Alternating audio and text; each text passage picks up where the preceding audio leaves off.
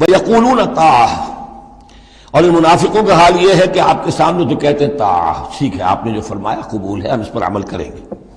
فَإِذَا بَرَزُوا مِنْ عِنْدِكَ، جب آپ کے پاس سے جاتے ہیں، بَيَّتَ طَائِفَةٌ مِّنْهُمْ غَيْرَ الَّذِي تَقُولُ، اور اب ان میں سے ایک گروہ جو ہے وہ جا کر ایسے مشورے آپس میں شروع کر دیتا ہے جو خلاف ہے اس کے جو وہ وہاں کہہ کر گئے ہیں۔ سامنے تو ہو گئی، بعد میں جا کر جو ہے ریشہ دوانی، سازش۔ واللہ یکتب ما یبیتون، اور اللہ لکھ رہا ہے، نامہ اعمال ان کا تیار ہو رہا ہے، وہ جو بھی مشورے کرتے ہیں۔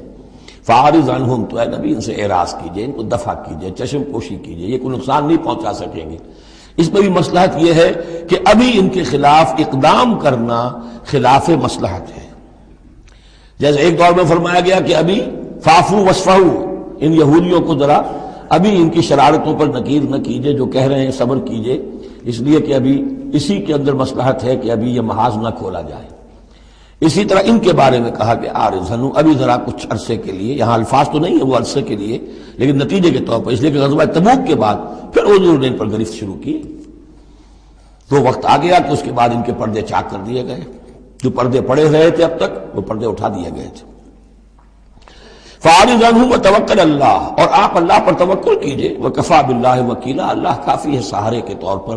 یعنی ان کی یہ ریشہ دوانیاں، ان کے یہ مشورے، ان کی یہ سازشیں، یہ سب جو ہے پادر ہوا ہیں، اور یہ سب نسیہ منسیہ ہو جائیں گی، آپ فکر نہ کیجئے۔